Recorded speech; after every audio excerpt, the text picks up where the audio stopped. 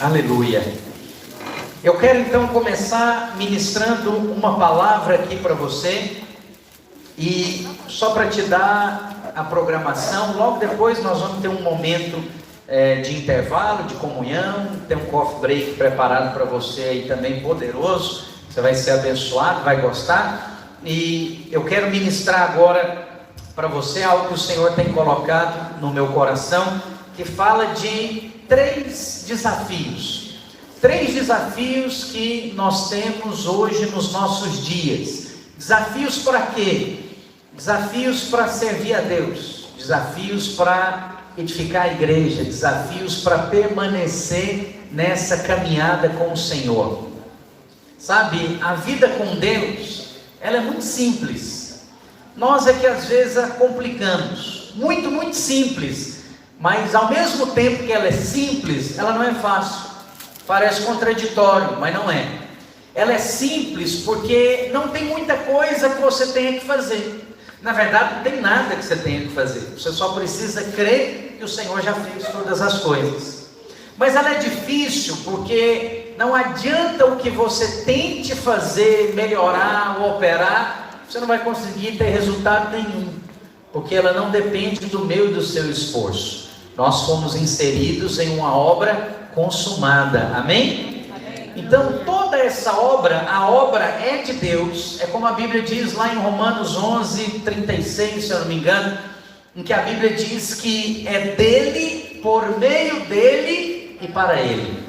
Assim são, ou pelo menos devem ser, todas as coisas. Elas surgem do Senhor, elas acontecem única e exclusivamente por meio do Senhor. Grave esse por meio, porque não é por meio de você. Por mais que você possa se oferecer como um sacrifício vivo, por mais que você possa se dispor, por mais que você possa liderar, por mais que você possa pregar, evangelizar, nada é por meio de mim e de você, tudo é por meio do Senhor. E para quê? Ou para quem? Para Ele novamente. Então começa nele, o caminho é Ele e o destino deve ser Ele também. Fora disso, tudo vai ser canseira, tudo vai ser um esforço em vão nosso. Mas nesses dias especificamente que nós estamos vivendo, são dias de grandes mudanças. Coisas que eram normais para mim e para você, já não são mais assim. E coisas que eram completamente anormais, são comuns hoje.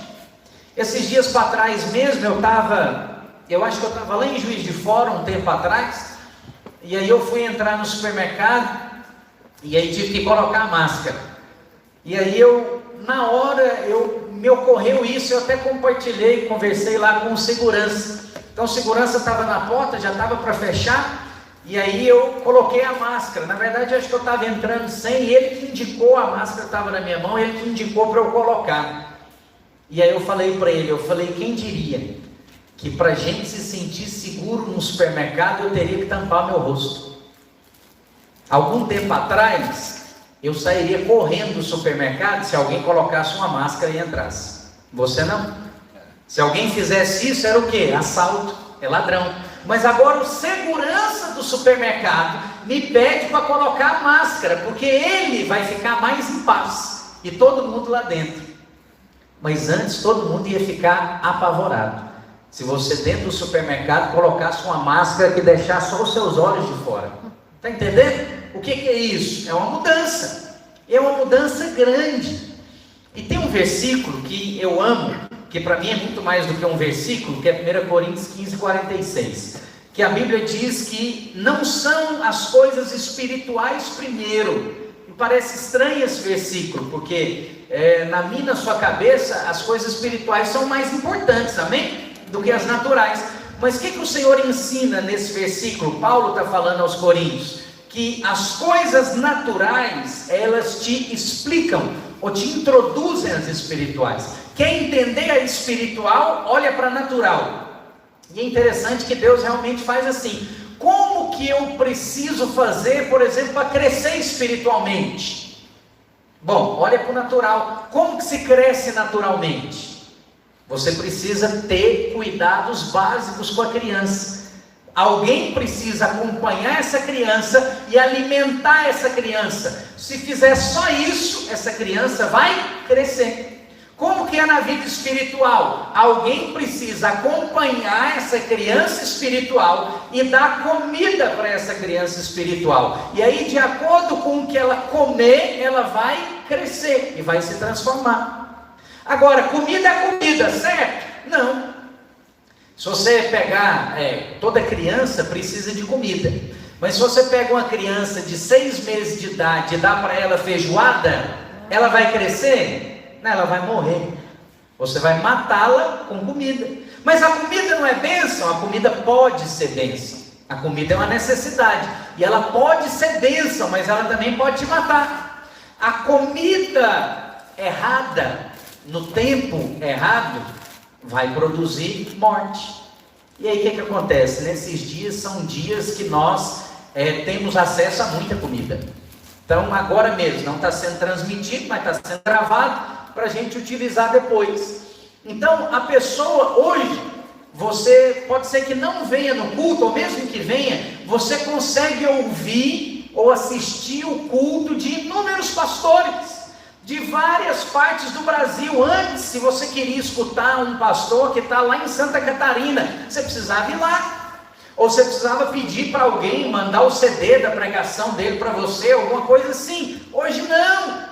Hoje você se assenta lá no banco da igreja dele e ouve o sujeito. Como? Pela transmissão que ele faz, seja no YouTube, no Instagram ou numa plataforma própria. E aí você está recebendo então uma comida que você não receberia. Mas lembra do natural para o espiritual. Comida não é tudo comida. A comida errada, ainda que seja boa, gosto, feijoada por acaso é ruim? Feijoada é bom, feijoada é gostoso, mas para uma criança de 6 meses mata. Ao mesmo tempo que papinha para uma criança de 6 meses é glorioso e é ótimo, mas você vai querer comer? Aquele negócio é esquisito, é fedido, é estranho e não vai te sustentar nem por 1 hora, mas a criança fica satisfeita. E aí comida é comida. Aí você pode comer miojo a vida toda? Pode, mas você vai desenvolver o quê? O que aquilo vai acrescentar para você de vitaminas, de minerais? O que aquilo vai propriamente produzir em você? É a melhor opção? Não, não é a melhor opção. Mas aí hoje então na internet nós estamos cercados de muita comida.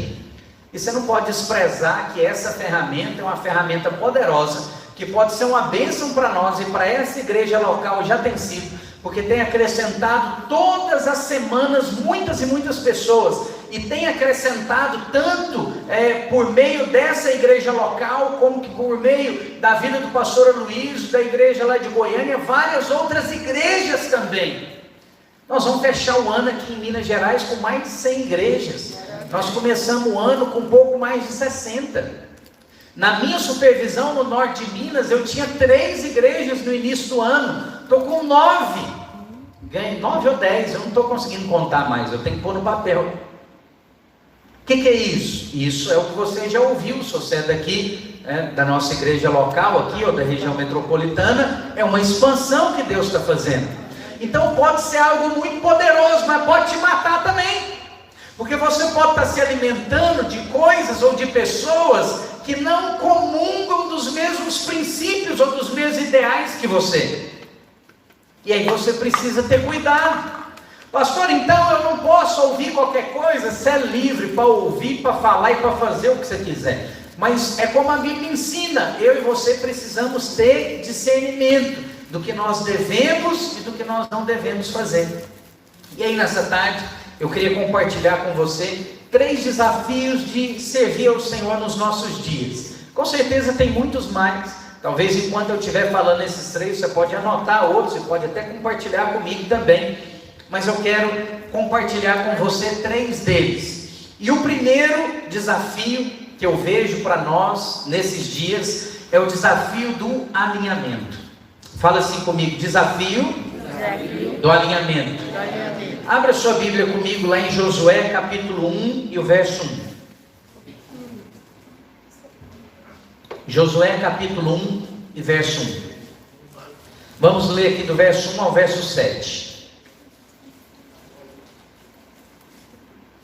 A Bíblia diz assim: sucedeu depois da morte de Moisés, servo do Senhor, que este falou a Josué, filho de Num, servidor de Moisés, dizendo: Moisés, meu servo, é morto.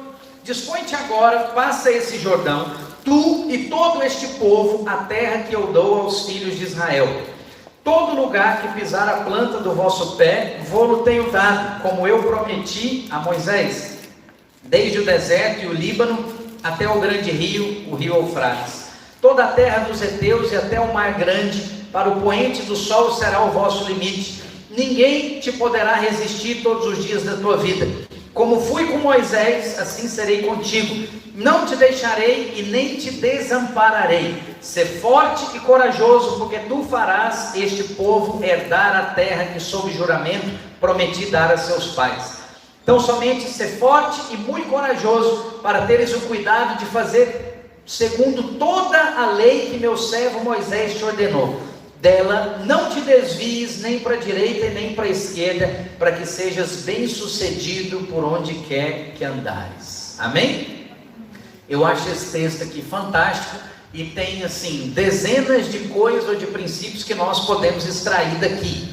Mas para começar, nós estamos falando de um desafio de alinhamento. Qual é o alinhamento que você vê aqui? Moisés, Deus está falando com Josué. Então Deus vai falar com Josué logo depois da ocasião da morte de Moisés. Eles iam começar a tomar posse da terra prometida. Não sei se você sabe, mas Moisés lidera todo ali o êxodo, toda a saída do Egito rumo à terra prometida, mas ele não entra. Na hora de entrar, ele fica de fora e outra pessoa vai conduzir a entrada. Essa outra pessoa que vai conduzir a entrada era o discípulo mais próximo dele, mais alinhado com ele, que era Josué. Agora é interessante que a Bíblia diz, depois, lá no verso 1 de novo, da morte de Moisés, servo do Senhor.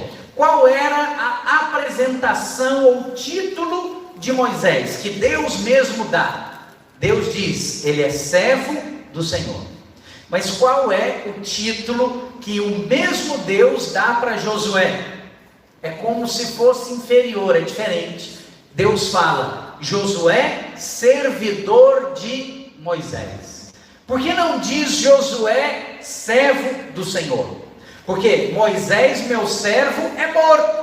Quem é o meu servo agora? Josué. Não, mas Josué é servo de Moisés. O que o Senhor está mostrando aqui com essa passagem? E aí é interessante que Deus libera uma promessa para Josué: todo lugar que pisar a planta do vosso pé, eu vou te dar, como eu prometi a Moisés. Senhor, Moisés já não morreu? Se Moisés morreu, enterra esse cara.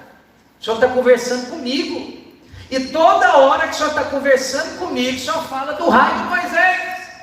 Moisés já não morreu? O assunto não é eu e o Senhor. O que toda hora é Moisés? Moisés, meu servo, como eu prometi a Moisés, toda hora vem Moisés na conversa. Enterra logo esse sujeito. Agora, sabe o que é o mais fantástico? É que o Senhor promete aqui no verso 7, olha aí na sua Bíblia: então somente ser forte e muito corajoso, para teres o cuidado de fazer, aí pula essa parte, não te desvies nem para a direita nem para a esquerda, para que sejas bem sucedido onde quer que andares. Bom, como que você vai ser bem sucedido aonde quer que você andar? Como que Josué seria bem sucedido onde quer que ele andasse? Você pensa assim, bom, servindo ao Senhor, andando pelos caminhos da palavra do Senhor. Para ser bem sucedido onde quer que eu ande, eu preciso conhecer a palavra e viver de acordo com a palavra. Seria correto, não seria? Você concorda comigo que seria um bom conselho? Mas o que o Senhor fala para Josué? Não é assim que ele fala. Ele fala, tenha o cuidado de fazer conforme tudo o que eu falei com Moisés. Olha só, volta lá para aquele pedaço que eu falei para você pular. Tão somente ser forte e muito corajoso, para teres o cuidado de fazer segundo toda a lei que Moisés, meu servo, te ordenou. Inferno, Moisés de novo. Já morreu, enterra o cara. O que o Senhor está querendo mostrar aqui? Filho, você teve um grande referencial. A boca que eu usei para falar na sua vida foi Moisés. Então você não tem contato comigo. Eu falava com ele face a face. Detalhe que isso aqui está no Antigo Testamento. Você nunca teve esse contato todo comigo. Você não tem a intimidade toda comigo. Mas você tinha e se relacionava e tocava e falava e abraçava Moisés. Lembra do Moisés? Faz tudo igual Moisés te falou e te ensinou. Porque do jeito que eu falei com ele, se você fizer e se você ouvir, você vai ser bem sucedido. O que é isso? Esse é o mesmo princípio que está lá no Salmo 133. A Bíblia fala que existe um óleo. Qual óleo? Um óleo de unção, o azeite da unção do Senhor. Esse óleo, ele cai na cabeça e escorre para a barba. Mas é interessante que Deus dá nome para a barba. Para que tinha que ter? Fala para mim, para que tinha que falar a barba de Arão? Arão já não morreu? Arão já não acabou? O que eu tenho a ver com Arão? Por que não colocou a barba do varão, então? Que varão serve para qualquer homem. Serviria para qualquer outra pessoa, serviria para o nosso tempo. O texto está ultrapassado? O que você acha? Você acha que a Bíblia fica velha?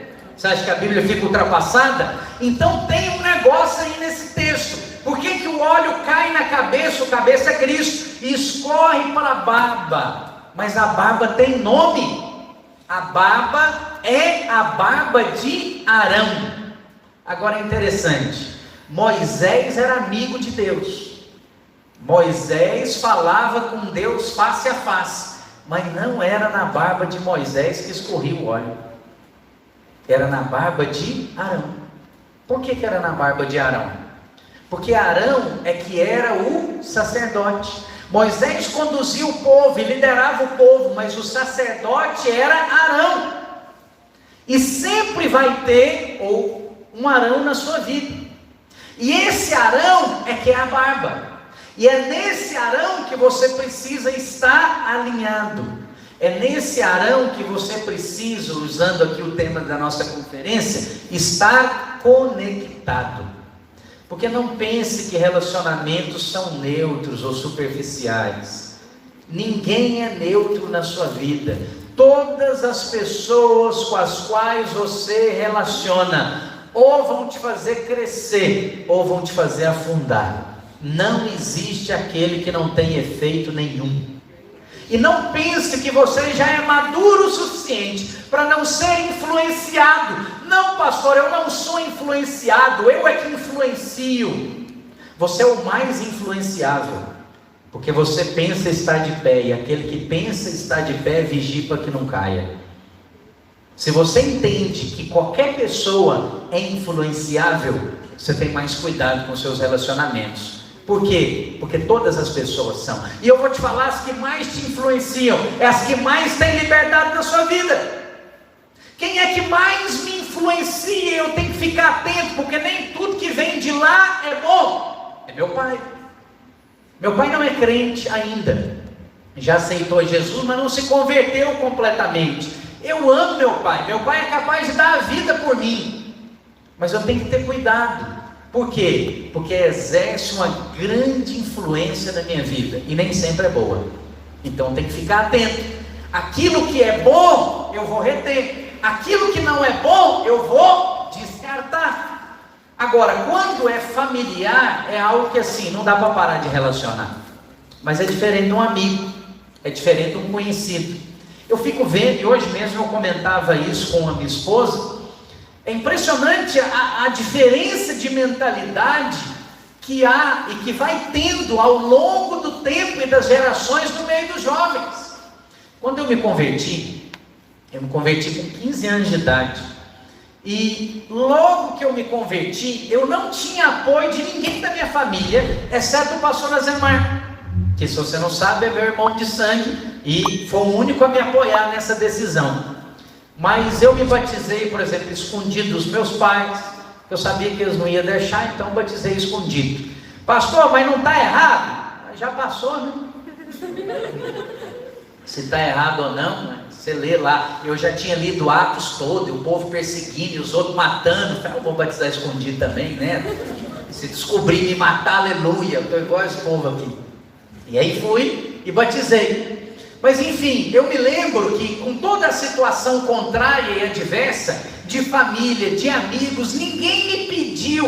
Irmãos, eu não gostava de crente, eu não ia em reunião de crente. Eu lembro que eu fui numa célula, e eu fui numa célula, na mesma célula que a pastora Janaína compartilhou aqui, ó, que ela converteu. E eu fui nessa célula, alguns anos depois, era a mesma célula, no mesmo lugar, e eu não sabia o que era aquilo. Assim que eu cheguei, logo que começou lá o louvor, no meio do louvor, um cara ficou endemoniado. Nunca tinha visto aquilo na minha vida, eu achei que aquilo era mentira. E aí o sujeito começou a gritar e saiu correndo pro rumo da sacada do prédio para pular. Aí seguraram ele. Aí eu fiquei pensando, o que eu estou arrumando aqui? Esse povo é louco. Nunca mais quis voltar, bloqueei, nunca mais quis voltar. Aí também não ia em igreja de crente, porque eu era obrigado a ir na missa, na católica, por causa dos meus pais. Eu pensava, 1 hora de missa é uma vida inteira, meu Deus, que martírio. E eu pensava, o culto é 2h30, eu vou morrer lá dentro, eu não vou aguentar, é muito tempo. Aí eu não ia. Com muito custo eu fui, acho que umas 2 vezes. Aí quando eu ia, chegava lá, eu achava muito bom, eu achava um negócio glorioso, achava aquilo muito jóia, mas não queria ir depois. E aí quando eu me converti, eu nem percebi que eu me converti. Aí eu fui no encontro e fui para ficar livre dos outros me chamar. O pastor Zemar me chamava sempre, a pastora Janaína me chamava, mas eu já era de casa, e toda vez eu falava que não. Aí eles jogaram baixas, pediram a pastora Janaína, pediu a irmã dela, que hoje é pastora também, a Ludmila, que é da mesma idade que eu, para me chamar. Aí eu fiquei sem graça. Eu falei, agora eu vou, né? Pensei, aí eu vou para ficar livre. Porque a próxima vez que o infeliz de um crente chegar em mim, já sai, me encanta. Vou falar, fui, não gostei, não quero ir. Pronto, acabou. Aí fui. Aí no que eu fui, eu tive aquela experiência assim, sabe aquela trombada? Pensa assim, em 2 carretas batendo, uma de frente com a outra.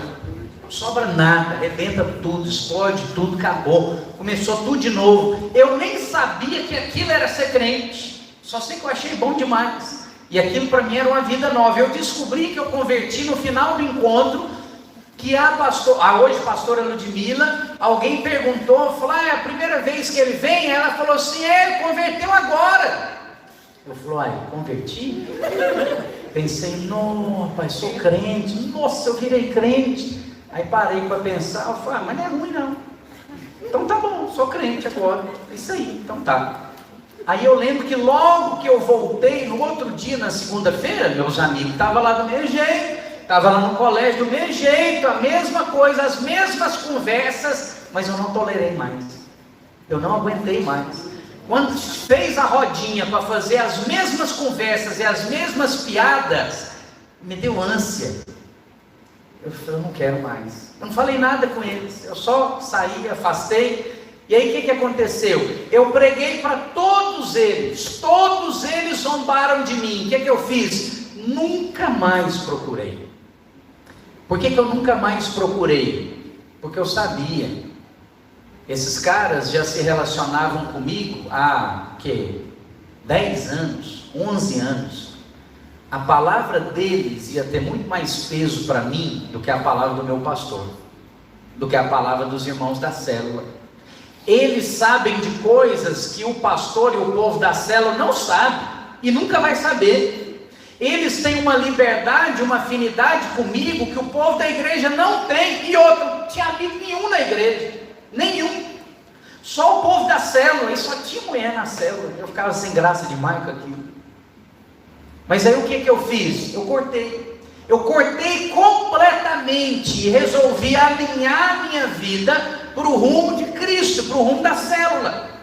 E acabou. Toda a minha conversa era de igreja, todos os meus relacionamentos eram na igreja, tudo era envolvendo o Senhor e a igreja. Agora eu fico vendo hoje em dia, isso faz parte das lavagens servidas na internet, que as pessoas falam para você, e cada vez mais o jovem acha que ele entender a graça, e que ele ser crente para valer, é ele ser muito aberto, e ele ser receptivo a tudo e a todos, e a todo mundo, porque é o amor de Deus. Esses caras só falam de amor, mas o amor de Deus é igual ao amor de um pai, aliás é muito maior, de um pai e de uma mãe. Eu te pergunto, sua mãe te ama, não ama? Mas deixa qualquer pessoa chegar perto de você? Deixa você ter amizade com qualquer um? Por que você acha que Deus está afim de você relacionar com todo mundo? Porque Deus é amor. É mesmo. Meu pai também é, minha mãe também é, mas já bloqueou muita amizade minha. Por quê? Porque me ama. Mas aí o que você escuta nessa porcariada na internet de gente que nem pastor tem? Você escuta o cara e não sabe nem o nome da igreja dele, você só sabe o nome da pessoa. Isso é filho de quem? Surgiu da onde? Quem que é o pastor? Quem que exorta a pessoa? Porque você está aqui me ouvindo, e você conhece o meu pastor, e você conhece o pastor do meu pastor. Meu pastor é o pastor Azemar, o pastor dele é o pastor Aloysio. E o pastor Aloysio, pastor, submete a quem? Ao conselho apostólico. Com mais uma dezena de pastores, ninguém anda sozinho na videira. Todo mundo tem líder, todo mundo tem pai, todo mundo tem mãe, todo mundo tem filiação. Mas tem um monte de filho de chocadeira na internet, falando tudo que quer, à vontade. E aí baba de amor de Deus, mas não sabe nem o que está falando. Não tem alinhamento com ninguém. E aí você vai atrás dessas coisas e cada vez mais fica resistido ter um alinhamento dentro da igreja local. E deixa eu te falar, a igreja local é o centro do coração de Deus. Deus não move nada fora da igreja local. Glória a Deus pelo irmão que aluga o ginásio, o estádio, o teatro, pega o banquinho dele, prega, chora e manda no WhatsApp de todo mundo. Mas edifica pouca coisa, não acrescenta quase nada para o reino, infelizmente. Pastor, mas tem gente que converte? Tem. Evangelisticamente é ótimo, mas serve como um anzol, como uma tarrafa que você joga e depois tem que levar para outro cuidar, para outro edificar. Só que se pesca e fica ouvindo muito tempo, chega aqui todo estragado, cheio de minhoca na cabeça. É mais difícil do que se você mesmo pegasse. Está entendendo? Pastor, o que você está falando? Eu estou falando de alinhamento. Eu estou falando de você ter uma identidade definida, de você ter uma liderança definida. E o que eu vejo muito sendo pregado hoje em dia? Essas pessoas ensinam muito sentimento. Nunca teve tanto crente, tanto líder sentimentaloide na vida da igreja. É uma frescuraiada que eu nunca vi desse tanto. Ah, pastor falou grosso comigo, que insensibilidade, não me mandou uma mensagem. Ah, cata coquinho, irmão, tem mais o que fazer, me ajuda aí. Então se eu não te mandar mensagem, eu não gosto de você. E outro, eu tenho que gostar de você? Você não tem que gostar de mim. O que nos move, o que nós gostamos e relacionamos um com o outro? É o Cristo que está em você. O que eu quero é o Cristo que está em você. Não é propriamente a sua pessoa. Só, sabe o que acontece todas as vezes? Se eu começo a enxergar e a me relacionar com o Cristo que está dentro de você, eu vou gostar de você. Eu vou ter afinidade com você. Por quê? Porque eu não olho e não me relaciono de maneira natural, mas é espiritual. Mas é um tal de sentir o tempo todo. Irmão, vamos liderar uma célula, pastor? Eu vou orar para ver se eu sinto de Deus. Já não serve mais, deixa, eu vou passar para outra. Por quê? Porque não é isso que a Bíblia ensina. A Bíblia ensina, esteja pronto, insta, quer seja oportuno, quer não, esteja pronto. Pronto para quê? Para falar assim, você vai pregar agora, amém pastor, é comigo. Por que é comigo e amém? Porque eu sei que não depende de mim, eu estou ouvindo 7 anos de graça. Eu sei que não depende do que eu faço, do que eu penso ou da minha atitude, só depende da minha disposição. Então, se eu falar amém, eu quero, Deus vai fazer por meio da minha vida, independente de mim. Amém. Então, qual que é a minha resistência? Não, pastor, mas é porque Deus tem que falar comigo. Adão. Esse era o mesmo complexo de Adão. Eu só ouço de Deus, só que ele não tinha mais ninguém para ouvir mesmo. Era só Deus e a cobra, ainda a cobra ganhou. Por quê? Porque essa coisa, Deus tem que falar comigo. Filho, deixa eu te ensinar um negócio. Deus escolheu falar com você pelo seu espírito, pela palavra e pelos líderes que Ele colocou na sua vida. Amém. E você quer saber? A maneira que Ele mais fala é pelos líderes que Ele colocou na sua vida. Como que o óleo chega no você? É da barba do Arão. Tem nome, é o Arão. Quem é o Arão que Deus colocou na sua vida? Não sei, mas tem um. É por meio desse Arão que você vai ser abençoado. Ah, pastor, mas e se ele me fala algo que está errado? Se te fala algo que é frontalmente contra a Bíblia, você vai conversar e argumentar. Eu não acredito que você vai ter uma liderança dessa maneira. Você pode às vezes receber um conselho que talvez lá na frente você descobre que não foi o melhor, mas você acha que se seu líder soubesse que não era o melhor, ele tinha te dado? E outra, Deus vai sempre te honrar por você estar andando em alinhamento com a sua liderança. Por quê? Porque isso é um princípio espiritual. Mas qual que é a virose de hoje em dia? É esse sentimentaloide. É um complexo assim, profético. Deus fala diretamente comigo, e aí se isso testificar no meu coração, e for a mesma coisa da minha liderança, aí sim eu vou ouvir. Engraçado. Mas e se Deus te falar uma coisa e a sua liderança te falar outra? E agora, o que você faz? Você para pensar em algum momento que, considerando que a sua liderança tem 30 anos de ministério, você pode ter entendido errado de Deus? Não. Porque na maioria das vezes ninguém de nós considera isso. É assim, Deus falou comigo, eu estou certo. Bom, mas minha liderança está falando um negócio diferente. Essa liderança é tendenciosa e manipuladora. Ela quer que eu faça de outra maneira. Mas quem pode falar na minha vida acima de Deus? Como é que você sabe? Testificou no meu coração qual? O que a Bíblia chama de enganoso e desesperadamente corrupto? Deve ser ele. E se você estiver caindo nesse laço agora? Porque ela fala também que na multidão de conselheiros há sabedoria. O óleo cai na cabeça e escorre para a barba. Rapar a barba? E agora? Você está vendo que se você pega e vai para a palavra o tempo todo, você tem a resposta? E eu e você podemos nos enganar frequentemente?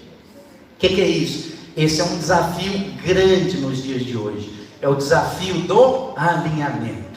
Porque você não vê muita gente alinhada. Você não vê muita gente repetindo o que os outros estão falando, o que os outros estão dizendo. Por quê? Porque o ego quer muitas vezes deixar uma originalidade. Eu preciso ter a primazia de algo, eu preciso criar algo. Outro desafio para nós, grande nesses dias, é o desafio da familiaridade. O que é essa familiaridade? Vamos comigo lá em Judas, capítulo 1 e verso 1. Judas, capítulo 1 e verso 1. Abre lá. Vê se você acha aí. Novo Testamento, lá para o finalzinho, é miudinho. Se for no celular, você acha rápido, né? Bíblia de papel, quase ninguém está usando mais. Judas 1, presta atenção. Judas, servo de Jesus Cristo, e irmão de Tiago. Aos chamados, amados em Deus Pai e guardados em Jesus Cristo. Só aí. Pergunta: quem é esse Judas? Você sabe? Pastor, é o Iscariotes. Não, porque ele não tem nada escrito. Ele morreu. Ele suicidou. Não é aquele Judas. Tinha um ruim e um bom. Esse é o bom. Em vista do ruim, né? Porque bom mesmo ninguém é. Quem era esse Judas? Esse Judas aqui era irmão de Jesus. Agora olha que interessante. Ele começa a sua carta e ele se apresenta. Quem eu sou? Eu sou Judas, servo de Jesus Cristo. Mas não era irmão? Servo de Jesus Cristo. Irmão de Tiago. Quem é esse Tiago aí? Irmão de Jesus também. Aqui é Jesus e dois irmãos. Só que Judas não fala. Ele podia falar, né? Deixa eu dar uma carteirada aqui. Judas, irmão de Cristo, de sangue, tá? Não é de fé, não. Irmão de Tiago também. Mas o que ele fala? Ele fala Judas, servo de Jesus Cristo, irmão de Tiago. Pastor, o que isso tem a ver? Tem a ver que Judas entendeu um desafio que todos nós temos. Não precisa ser parente. Aliás, esse desafio eu tenho, né? Porque o pastor Zé Maia é meu irmão. Eu tenho esse desafio da parentela também. Aumenta, mas todo mundo tem uma medida desse desafio da familiaridade, que é o quê? Mateus 13,55. Vamos ver esse texto aqui de Mateus para você entender melhor. Mateus 13,55.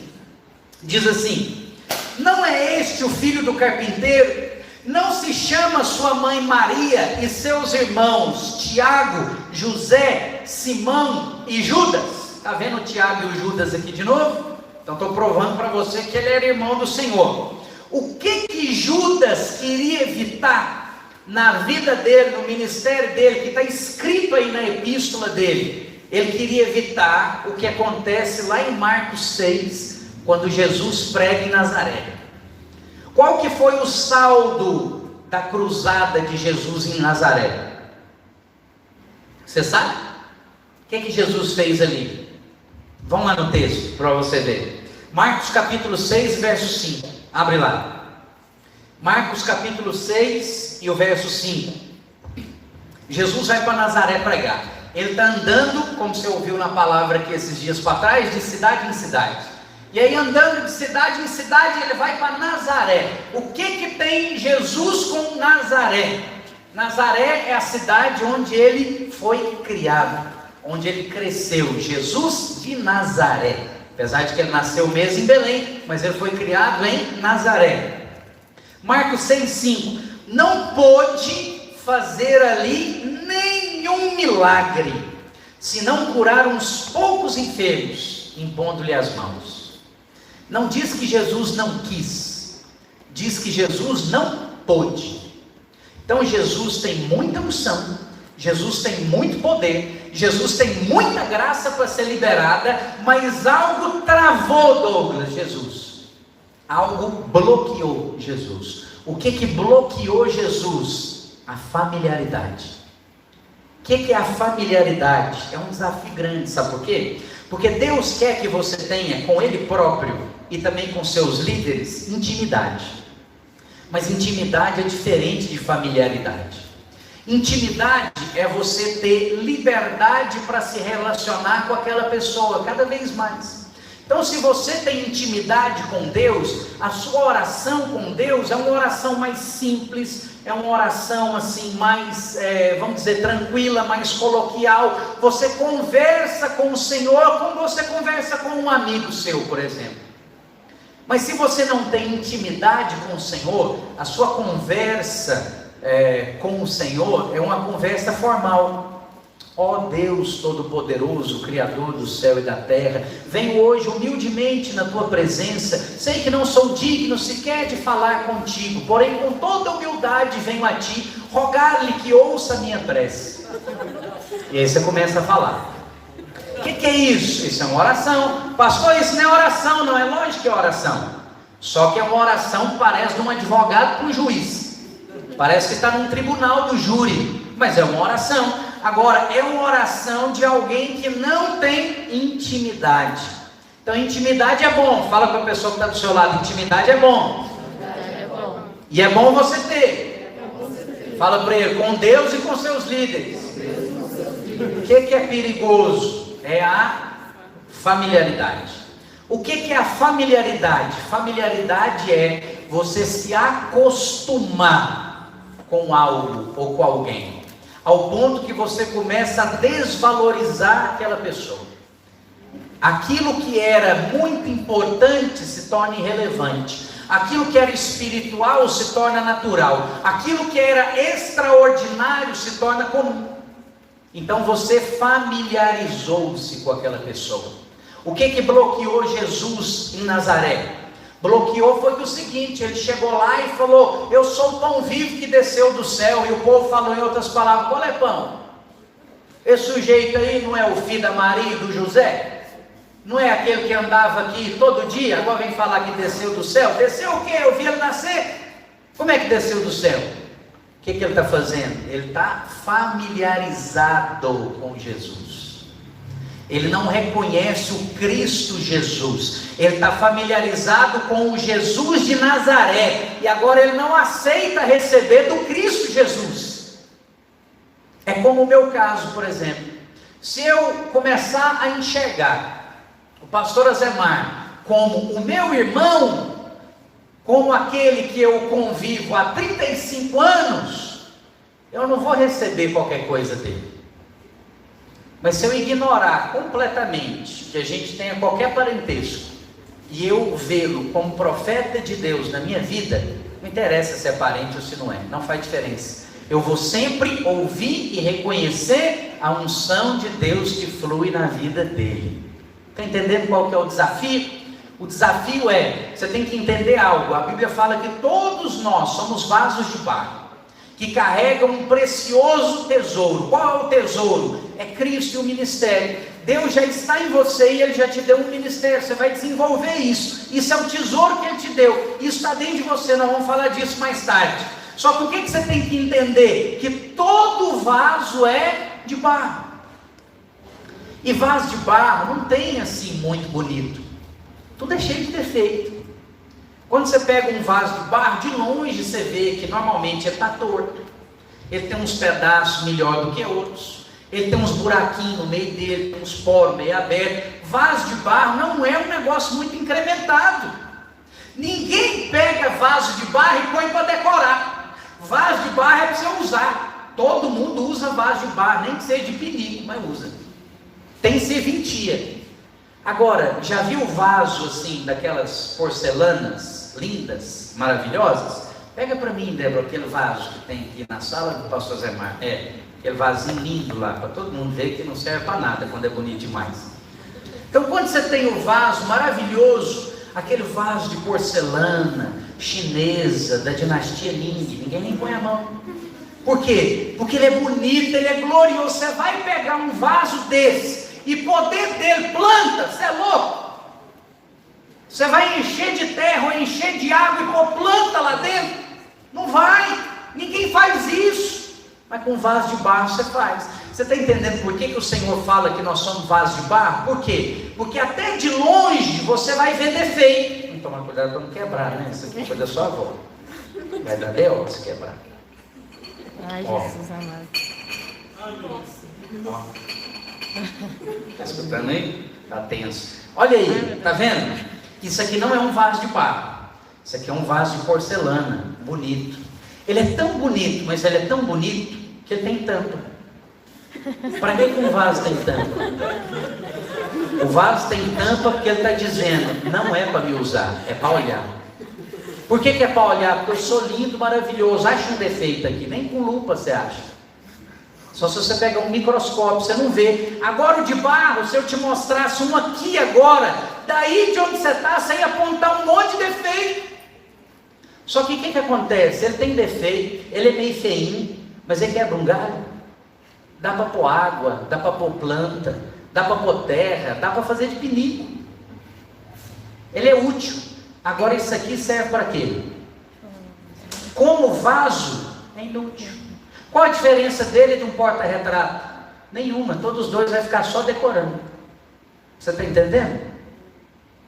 Pastor, o que você quer dizer com isso? Quieta aí. O que você quer dizer com isso? É que você tem que entender que o líder que Deus colocou na sua vida, seja no contexto de igreja, seja lá no seu trabalho, não interessa se ele é crente ou se ele é ímpio, ele é alguém que Deus colocou na sua vida que vai ser cheio de falha, vai ser cheio de defeito, mas que Deus, como diz Romanos 13, levantou aquela pessoa para colocar como autoridade na sua vida, para por meio daquela pessoa te abençoar. Só que não adianta você ficar olhando para o vaso, que não é desse jeito. É feio, tem defeito, tem problema. Não gasta você procurar muito, logo você vai ver. que está cheio de defeito. Mas o que interessa? Interessa para mim e para você é o que está lá dentro, é o tesouro. O que está lá dentro desse vaso é Cristo. A questão é, não se familiarize com Ele.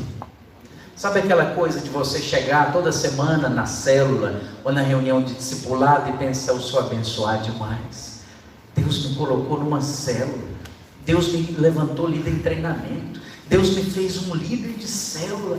Toda semana eu tenho um discipulado com fulano de tal, com pastor tal, com obreiro tal, ou com um discipulador tal. Eu sou muito abençoado.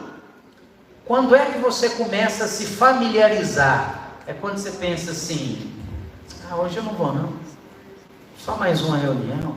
Toda segunda tem. Bobagem. Toda segunda tem. Toda semana os discípulos se reuniam. Mas na semana que Jesus atravessou a parede e entrou no meio deles, Tomé faltou. Ele não viu. Ele deu o Tomé na reunião. Daí é a origem da expressão deu Tomé. Aí quando contaram para ele, Tomé, você precisa de ver, rapaz, sabe quem esteve aqui na reunião? Jesus. Ele, para com isso, você não sabe como é que ele chegou. Mas eles não estão aqui tudo trancado, aí que está, rapaz. Ele atravessa a parede, você acredita? Ele atravessou a parede e apareceu aqui no meio da sala. Pô, irmão, deixa de ser mentiroso, pelo amor de Deus. Estou te falando, quando 11, 10, né, que Judas já tinha ido, quando 10 fala para você a mesma coisa, você fala, vai se combinar de mentir, de fazer pegadinha comigo, ou então esse trem é sério mesmo. Eu só acredito vendo, eu só acredito se eu tocar nas feridas dele. Aí na outra semana ele não faltou não. Aí Jesus apareceu de novo. Aí o que Jesus falou com ele? Vem cá, toca aqui, ó. Você queria? Quer dizer, ele viu, mas, pastor, é só uma reunião. Pois é, o que vai ter nessa reunião, será, hein? Vai ser reunião que o sujeito vai receber o Espírito aqui, vai levitar, vai, sei lá, dar uma cambalhota para trás aqui, o Senhor vai mover nesse lugar, vamos ver anjo, o que vai acontecer? Mas se você está familiarizado, tanto faz, tem que estar chato mesmo, e demora demais, e tá bom, tanto faz, tanto faz. Se tanto faz, você já familiarizou. E o que muitas vezes, aí qual que é a virose de hoje, que a gente vê aí, muitas vezes sendo jogado para nós, pela internet, por esses pregadores aí? A igreja é uma família. Aqui na nossa igreja, nós somos uma família.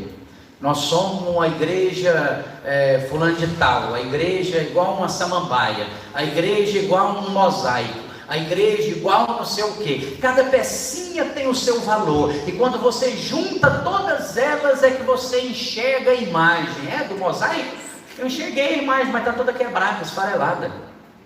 Não parece com o corpo de Cristo. Aqui nós somos uma família. Ninguém é maior do que ninguém. Aonde está a família que esse cara nasceu, gente? Porque você tem família, não tem? Eu tenho. Você tem? Lá na sua família todo mundo é igual? Tem ninguém que manda mais do que os outros, não? Sua mãe põe a comida na mesa, você levanta, bate na mesa e fala, isso eu não como. Só se você quiser perder a cabeça, né? Já vai a lapada, aonde pegar, do jeito que for, acertou. Pastor, o que é isso? Mas presta atenção, a Bíblia fala que a igreja é família, fala em Efésios, a família da fé. Mas lembra de 1 Coríntios 15, 46? Vamos, para entender o espiritual, nós vamos para onde? Vamos para o natural. Lá na sua família, primeiro, você escolheu ela, sim ou não? Não, então larga de querer ficar escolhendo pastor, rei de igreja. Deus escolheu para você. Do mesmo jeito que foi sua família, deve ser no espiritual. Então, ele escolheu, você não escolhe. Ok, aí uma vez que ele escolheu, lá na sua família, todo mundo tem a mesma voz? Deixa de ser socialista, irmão. Sai do PSTU, para com isso. Nunca foi nem nunca será desse jeito. Por quê? Porque Deus não faz dessa maneira. Ele constituiu um pai lá para governar, uma mãe lá para administrar, para gerenciar, e os filhos para obedecer. É assim que funciona. Pastor, mas minha parte é ruim demais. Mas o filho uma hora vira pai, filho. Sua hora vai chegar. Eu toda a vida fui filho, agora sou pai. Agora tem uma moralzinha lá em casa, agora o trem tá bom. Tem gente que me obedece também. E o que é isso? Isso é algo que Deus faz de maneira organizada.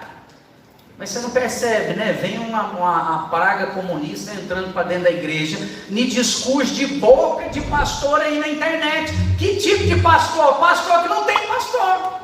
Pastor que não é alinhado com ninguém. Pastor que vive solto, que não tem nenhuma cabeça sobre ele, não tem nenhuma barba colada nele, não responde para ninguém, não anda com ninguém, não submete com ninguém. Aí ele quer incentivar todo mundo a ser dessa mesma maneira. Mas que raio de família que vai virar essa? Uma bagunça que isso vai virar. Porque você imagina se na sua casa não tivesse autoridade nenhuma, nem regra nenhuma. Será que todo mundo tomava banho todo dia? Eu acho que um almoçava na sala, o outro na cozinha, o outro no banheiro, o outro nem almoçava. Eu acho que na semana passada ninguém tinha tomado banho com aquele frio.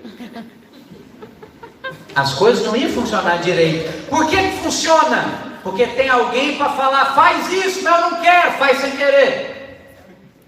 Por quê? Porque isso é maturidade. Vamos voltar lá no sentimentaloide, que fica pregando aí na internet. Eu tenho que sentir, tá bom, segunda-feira, 6 horas da manhã, tocou o despertador, você sente de Deus de levantar e estudar ou ir trabalhar? Sente nada, você sente raiva do despertador, do mundo, do sistema, como diz aí, do seu patrão. Você mata todo mundo em 2 segundos no seu coração. Mas mesmo assim você levanta. Por que você levanta e vai? Porque isso chama maturidade. Eu não faço só o que eu estou sentindo, ou só o que eu estou gostando, ou só o que eu estou querendo. Eu faço o que precisa ser feito. Pastor, aonde a gente vê isso na Bíblia? Lá no Getsemane. Jesus falando, Deus, se tiver jeito me tira dessa, mas se não tiver eu vou lá. 3 vezes. Por quê? Porque você acha que ele estava explodindo de alegria para ir para a cruz? Não, mas eu sabia, eu tenho que ir. Se eu não for, você não vai estar aqui. Se eu não for, as pessoas não vão ser salvas, mas vai doer para caramba, mas eu tenho que ir. Aí o que ele fez? Pediu 3 vezes. Por quê? Porque parece que ele não queria tanto, mas ele sabia que era preciso. Aí ele foi lá e fez. O que é isso? Isso é maturidade. Terceiro e último desafio que eu quero compartilhar com você, antes da gente encerrar e ir para o nosso coffee break, é o desafio da continuidade. O que é o desafio da continuidade? Abra sua Bíblia lá em Marcos capítulo 1 e verso 4. Marcos capítulo 1 e o verso 4. Diz assim: apareceu João Batista no deserto, pregando o batismo de arrependimento para remissão de pecados. Só isso. Apareceu João Batista no deserto, pregando o batismo de arrependimento para remissão de pecados. Bom, João Batista foi aquele que o profeta Isaías profetizou que viria para preparar o caminho do Senhor. Qual que era o ministério dele? Ele começou a batizar as pessoas. E quando ele batizava, assim como nós fazemos hoje, ele batizava as pessoas para que as pessoas fossem livres do pecado. Ok. Qual que era a pregação dele? Mateus capítulo 3 e verso 2. A pregação de João Batista era: arrependei-vos, porque está próximo o reino dos céus.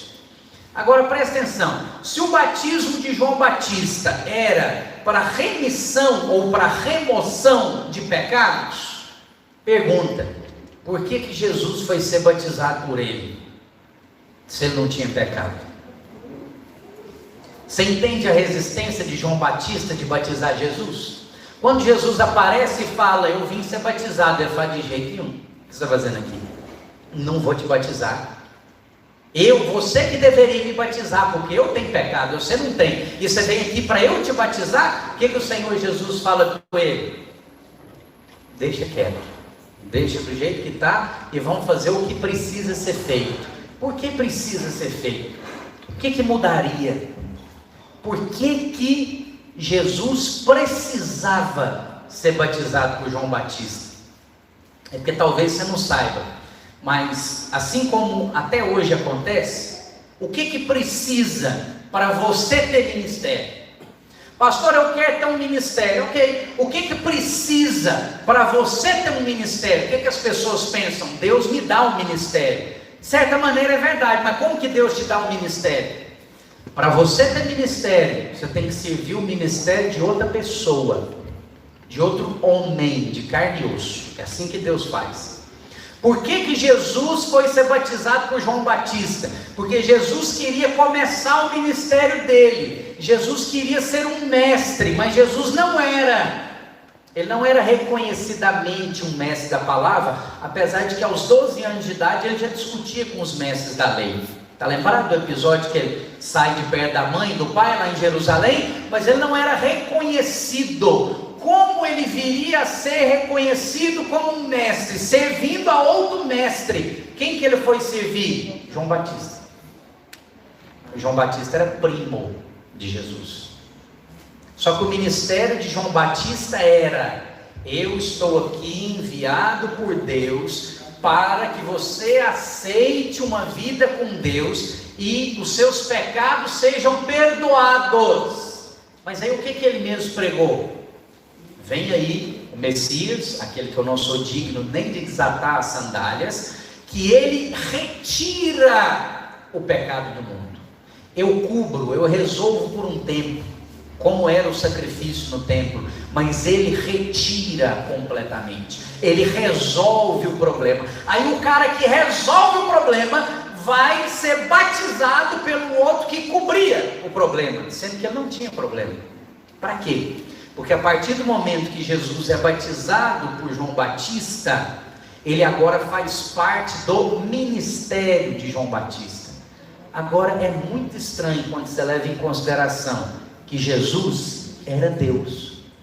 Quem deu o ministério para João Batista? Deus. Mas Deus dá o ministério para João Batista e depois se submete a João Batista para receber um ministério?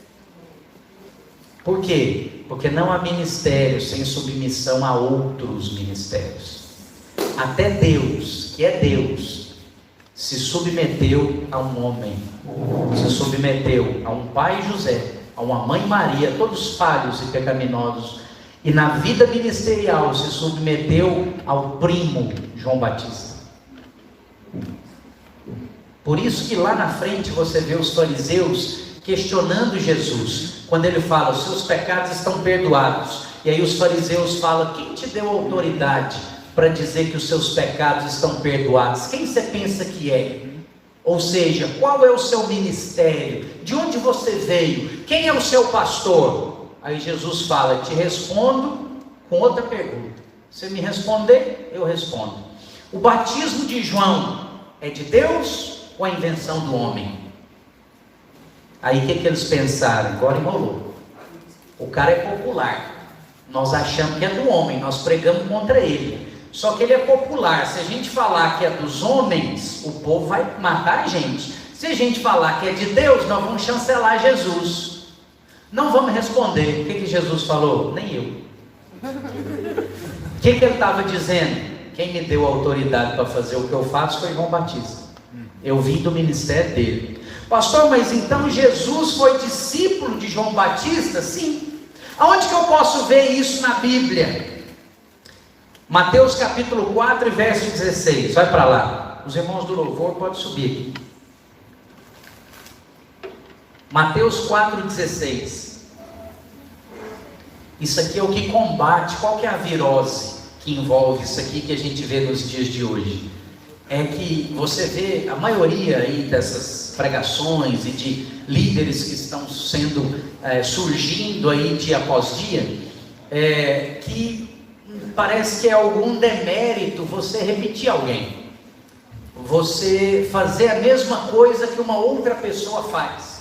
O que você vê sendo colocado quase como uma bandeira ministerial nesses dias? Você tem que ser um precursor, você tem que ser original. Isso aí que você está fazendo, Guilherme, todo mundo faz. Então, por exemplo, célula tem 30 anos que existe célula. Põe outro nome. Não vai chamar célula, tem vários outros nomes, não estou lembrando de nenhum mais culto agora. Familiar. Núcleo, culto familiar. Tem como é que é? o G não sei o que, o GD, o GC, o G não sei das quantas. Ah, é G12. E aí vários outros nomes. Mas vem cá, por que não pode ser célula? Pastor, é porque célula todo mundo fala. E daí? Você não muda seu nome, tem mais gente que chama igual você. Que brega, que ridículo. Adriano, tem um monte de Adriano. Adrianovski. Vai ser original. Pastor, que ridículo. Pois é, tá vendo? É ridículo você querer ser original quando não precisa. Se Deus te deu algo para você começar, comece. Se Deus colocou na sua mão uma herança, filho, presta atenção. Você quer construir uma casa do zero ou você quer receber uma chave na mão? Eu quero receber uma chave na mão, filho. Você acha que eu quero procurar lote, capinar lote, planar lote, fazer alicerce, construir casa, colocar telhado, pinta? Eu já estou cansado só de falar. Me entrega a chave, eu só quero morar lá dentro. Só que o que as pessoas pensam? Não, essa casa aí, videira, essa casa aí, dessa mãozinha aí, não, já está tudo pronto. Esse tempo atrás inverteram a mãozinha só para ficar diferente. Vi na camiseta do sujeito, eu falei, miserável, trocou a mão. Pra quê? Só para ser dele, do grupo dele, do negócio diferente. Pra quê? Pra quê? Filha, a casa está pronta, mobiliada, e a pessoa está falando assim, ó, deixei de herança para você, entra, não precisa pregar um prego na parede. Ah, é assim que eu quero. Eu quero é pronto. É muito melhor do que chegar e falar, ó, tem um lote ali, ó, no meio do mato. Aonde? É porque não está nem cercado ainda. Você vai ter que ir lá cercar primeiro, mas eu te mostro mais ou menos onde é. Eu prefiro receber a chave pronta. Você ganha tempo, você amplia o seu potencial. Ah, pastor, mas aí não é meu. É lógico que é seu. Agora que te foi dado é seu. É igual isso aqui, ó, pastor, mas eu quero pregar uma palavra. Pega aqui, ó. Não, mas essa aí é sua enquanto eu estou pregando. A hora que você pregar é sua. Acabou. Ah, mas todo mundo sabe que é seu. Para que você vai falar? Para que você fala? Eu fico vendo irmão que fica aqui anunciando. Ei, irmão, estou pregando essa palavra aqui, que o pastor Luiz passou para nós, e o pastor Luiz pregou essa palavra e foi poderosa. Mas o que eu vou contar? Que foi ele que pregou. Vai só fechar seu coração. Pastor, você vai fingir que é sua? Não, só não vou falar nada. E se você perguntar, eu vou falar que é minha mesmo, porque eu que preguei, agora é minha. Está entendendo? O que é isso? Jesus, lembra que era Deus, precisava ou entrou nessa de ser original? Vamos ver. Mateus capítulo 4, verso 16 e verso 17. A Bíblia diz: o povo que jazia em trevas viu grande luz, e aos que viviam na região e sombra da morte resplandeceu-lhes a luz. 17. Daí por diante passou Jesus a pregar e a dizer, começou o ministério dele, primeira mensagem de Jesus, vamos ver um novo mestre levantado em Israel, vai, libera a palavra, Jesus, qual que é? Arrependei-vos, porque é chegado o reino dos céus. Mas de novo, papagaio de João Batista, tem nada novo para você falar? Não. O vaso é novo, o conteúdo nunca mudou, nem nunca vai mudar. Você pode achar que assim, nós estamos falando de graça, tem 7 anos, porque alguns irmãos falam assim, porque agora com a graça, qual é agora com a graça? Toda a vida foi pela graça, filho. Agora é que você descobriu isso, mas sempre foi pela graça. Jesus é apresentado como o leão da tribo de Judá. Quem era Judá? Prostituto, promíscuo, fez filho na nora, foi atrás de prostituta. Mas Jesus é o leão da tribo desse cara. Quem é o pai da fé de todos nós? Abraão, mentiroso. Toda hora mentia que a Sara era irmã dele. Se não é graça, é o que? Ele fez por merecer ser pai de fé? Ele nem acreditou que ele ia ter um filho. E essa miséria é pai da fé. Pai da fé. Riu, a mulher do cara riu. Você vai ter um filho? Vou. Vai, inclusive vai chamar a risada. De eu lembrar dessa hora que você riu. Esse era o pai da fé. Como que não é graça um negócio desse? Sempre foi pela graça. Estou te dando exemplo do Antigo Testamento, sempre foi. Não é agora com a graça, não é algo que foi acrescentado agora, sempre foi. A pregação de Jesus era a mesma de João Batista. Por quê? Porque Deus, Jesus era Deus. E Deus está mostrando algo aqui. Nem eu e nem você precisamos ser originais. O que Ele está mostrando? Eu sou um Deus de gerações. Até hoje, como que Ele é chamado? Ele não é chamado o Deus de Guilherme. Ele é o Deus de Abraão, Isaac e Jacó. Ele não é o Deus de Adriano. Ele está em mim, Ele é comigo, mas não é meu. Não leva meu nome. Leva o de Abraão, o de Isaac e o de Jacó. Por que 3? 3 fala de princípio, meio e fim. 3 fala de uma obra completa. 3 aponta para a Trindade. Tem um que começou e tem 2 herdeiros. Você sabe o que Isaac fez na vida dele? Nada. Isaac foi mais rico que Abraão. O que ele fez? Nada. Ele foi herdeiro. Essa foi a profissão de Isaac, herdeiro. Aí você pensa, nossa, que coisa horrível. Horrível porque eu queria também. Já tive essa vaidade, não tem mais não. Quiser me fazer herdeiro, eu já parar agora, estou parando. Estou recebendo tudo quanto é herança. Estou abertinho para receber. Agora, o que o Senhor está mostrando com isso? Ele valoriza pessoas que dão continuidade. Isso aqui já está feito aqui? Está funcionando bem? Está funcionando bem. Então eu vou pegar do mesmo jeito que foi dado para o pastor Azemar, eu vou continuar. Eu vou continuar. E quando eu vou mudar, só mudarei o dia que o Senhor falar comigo para mudar. Enquanto isso, do jeito que era feito, permanecerá sendo feito. Ah, mas não é o seu jeito, é o jeito do pastor Azemar.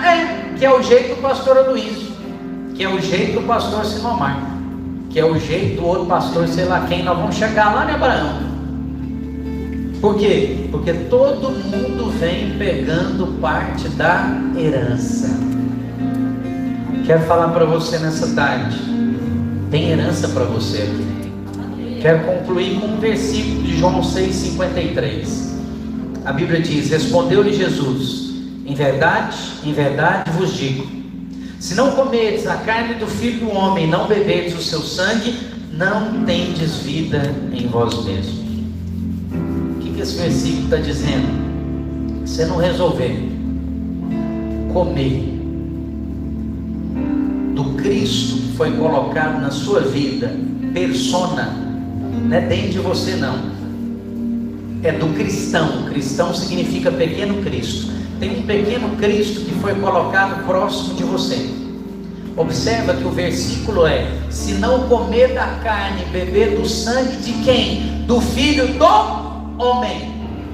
Não é do Filho de Deus, não é do celestial, é do Filho do Homem. Ele está falando eu, pessoa natural.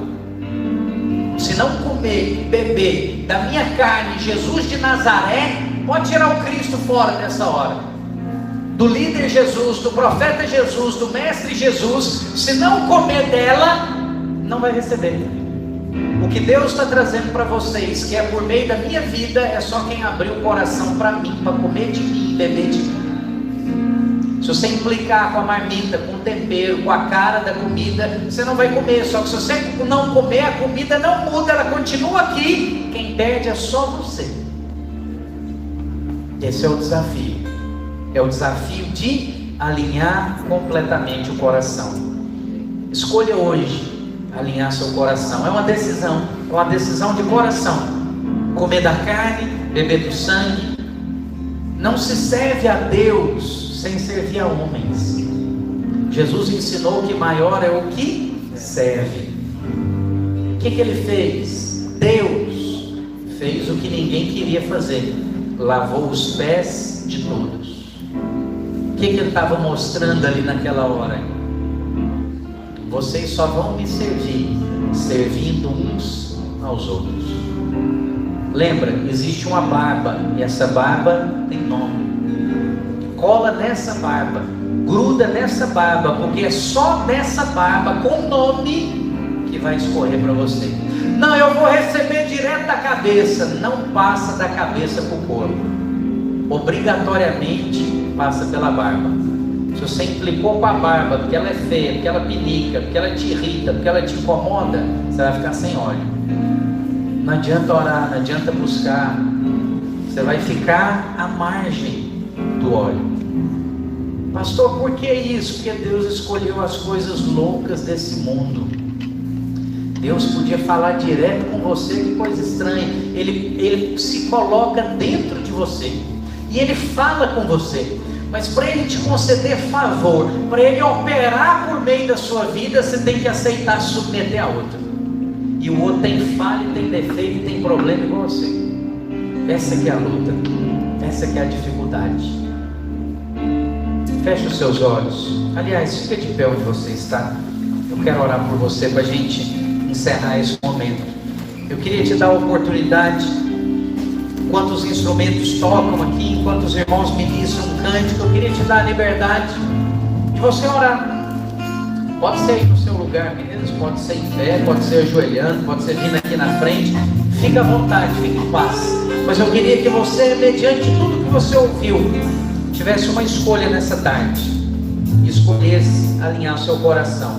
Não é simples, não é fácil, mas Deus é poderoso para te conceder graça dia após dia para você fazer isso. Vamos ministrar ao Senhor e aproveita esse tempo para você orar. Lutamos com armas de fé e nada irá impedir enquanto adoramos.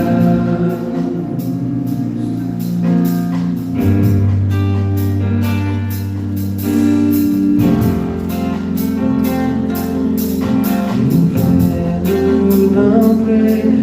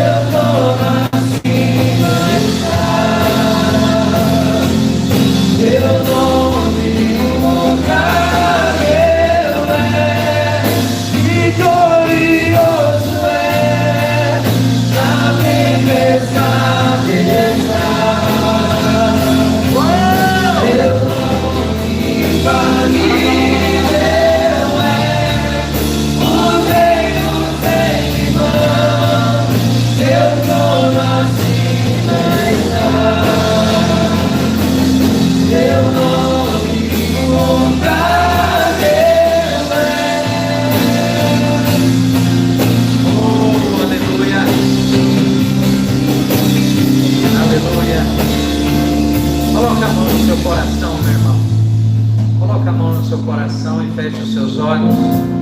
Fala assim comigo: Senhor Jesus, nessa tarde, eu peço ao Senhor que pelo Teu Espírito me ajude a alinhar o meu coração com o coração do Senhor e com o coração dos meus líderes. Eu desejo ser um com o Senhor e ser um com a minha liderança, em nome de Jesus.